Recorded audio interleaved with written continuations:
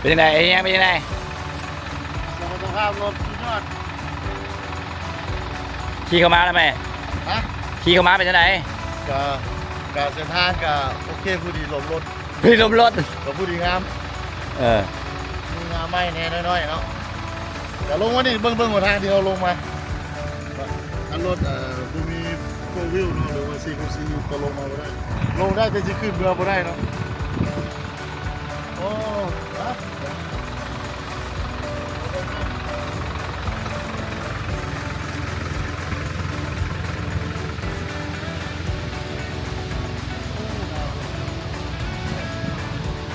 น้ำฝนนี่ท่วมแล้วเนาะ มาแล้วฮอดไปเลยเนาะ ฮะ ไปสดนั้นฮอดไปเลย เขาใส่ซี่ไหมดู ไปที่ เออมาใส่ ฮอดที่ฮอดไปเลย พี่เลย ไม่ละ200 เมตรประมาณ 200 เมตรตก200 เมตร โอ้เขามาหาปลาแม่ได้มีคนบวงคุณ โอ้คนเดือดสุดบริษัทบุญรอบุญรวงมาสำรวจแซ่บบังไล่ตอนฤดูแรกเนาะเดี๋ยวได้นำน้องทรายมาเมื่อนั้นเกี่ยวข้ออะไรมาเมื่อนั้น เล่นมาชิดไม่เดียว ดีใจเนาะ พี่ ดี กาย ใจ ไม่ชมปีหลัง สองปีหลังเนาะ2 ปีหลัง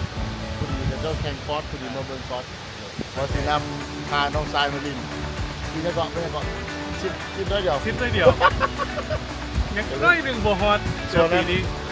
คุณมาวันสนามฮอตโอ้เลยมาฮอตมาถึง ไปเลยดินั่นอยู่พามายาวมันจะฝนอีกเลยนี่มาลองทางนี่คือลองทางว่าอันนี้เป็นที่เนาะเรือน้ำนี่เรือน้ำนี่เราเขาด่าเลยมันต้องตกกันเลย200 เมตรต้องตกงานนะ พิกกี้เรียนไปอยู่ในจุดพุกไปอยู่ในพุกผมว่าพุกบอกมันงามแต่ว่ามื้อนี้โอ้ได้มาสัมผัสพิกกี้งามงามถึงว่าน้ำจะน้อยก็ยังงามแต่กล้าดีแต่ถ้าสมมติว่าน้ำเต็มไปเลยนี่ สุดยอดแต่เอาซะจะบริษัทบุญรอบุญรวงกับพามาถึงไม่งามผลเนาะ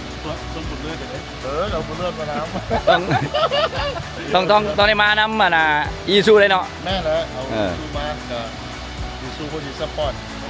ไหน สุดยอดเลยแต่ว่าวันนี้เขาเหมือนน้ำใส่โบดีสู้น้ำใส่โบนธรรมดาเอารถบรรทุกมา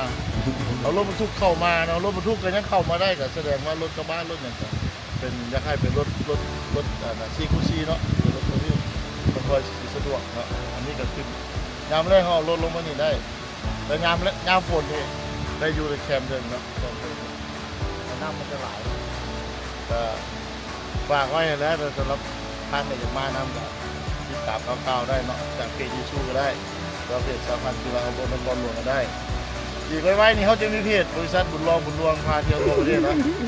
อีกจังหน่อยเพราะว่าวันที่กายวันที่4 กุมภาพันธ์เขาจะตั้งเพจตัวนี้ขึ้นมาเพื่อเฮ็ดกิจกรรมท่องเที่ยวและการกุศลแด่เนาะควบคู่กันไปเนาะอยากให้ลิ้นประเทศลาวนี่แหละเพราะว่าประเทศลาวนี่มีสิ่งที่สวยงามมากแล้วตอนวันนี้เดี๋ยวไปเจอกันอยู่เสื้อผ้า ไป อ่ะ